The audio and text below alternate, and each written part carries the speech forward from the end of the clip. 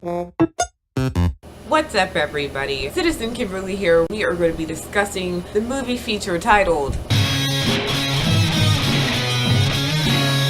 Today's video is going to be a little bit more loose, different than the usual video. It's going to be a little bit out there, a little bit out of the box, and we're just going to talk about the theme that's represented throughout the film. And this theme would be reincarnation. The principle of reincarnation goes a little bit like this. When you die, you come back. This film expounds more into soul groups, which would mean when you die, you come back, but you also come back and meet the same group of people lifetime over lifetime over lifetime. This was really exciting to me because it got me to thinking. And not like I haven't thought about this particular subject many times before, because that's what I do. I think a lot, because I'm a thinker. It kind of led me to think, well, gee, this is really cute in a romanticized kind of way. It's really neat to think that someone that you might care about, or people that you care about currently in your life, would actually come together again in some way, shape, or form in many lifetimes over and over again. The kicker about this film is you don't know how they're going to come back. They could come back as a not cool person. You know, your sister could come back as your mean friend or something like that. It's something Grimm's fairy tale-ish.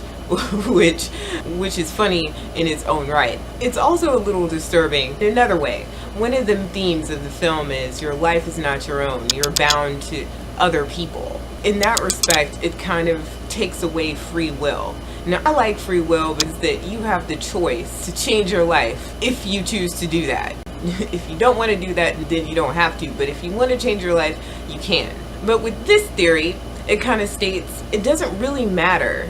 Whatever happens to you is already predestined, which is a part of the natural order of the universe. And that's annoying. What if you don't want to come back and meet this particular person in your soul group that you were linked to? What if you don't want to see them again because your prior situation and all situations that have come to pass with this particular person have been funky and you don't want to meet them again, but you're bound to them because you have no choice because of this great web in the freaky universe. The romanticized version is a good version, but the realistic version is kind of like, well, it doesn't matter. I am not able to change my environment. I'm not able to change my future. I'm not able to pick who I'm with because the order of the universe has already picked this particular person for me. Or perhaps they're trying to say that my soul has already picked my future, but really they're saying the universe has already picked this for you. So this is why this is happening. You're not really connecting with someone because you want to, it's because it's already ordered. And it did get me to thinking, like, gee, you know, you ever wonder why you might meet someone or you might see someone and you feel, you know, because this is a person-to-person thing. We're not talking about Instagram or the internet or Twitter or weird things like that when you actually don't get a chance to be in the same energetic field as another person, but within an energetic field and you feel a pull. And why is that? It's not just a physical thing. It's not just attractiveness or anything like that. It could be just someone that you feel a pull towards. And this is not like in a grotesque way. Like, don't get weird. This is in a normal adult or, you know, teen where everything is copacetic and it's not, you know, like weird. That's not cool. But in a normal setting, why are you pulled towards this person? Do you know them? Or even the person that you see in the grocery store and they smile at you, you smile back and you think, huh, and their smile is very familiar. Is lots of people smile all the time, but you don't think, it doesn't kind of give you that nudge.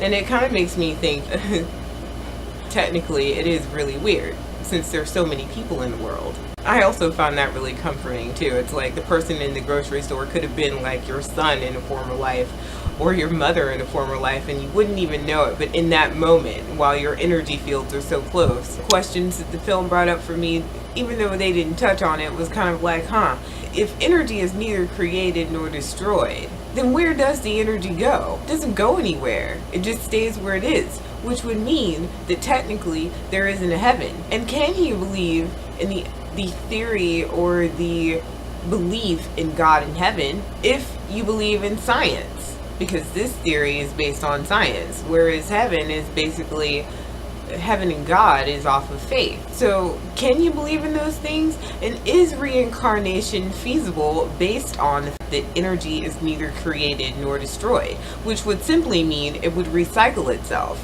which would mean that our souls technically would come back.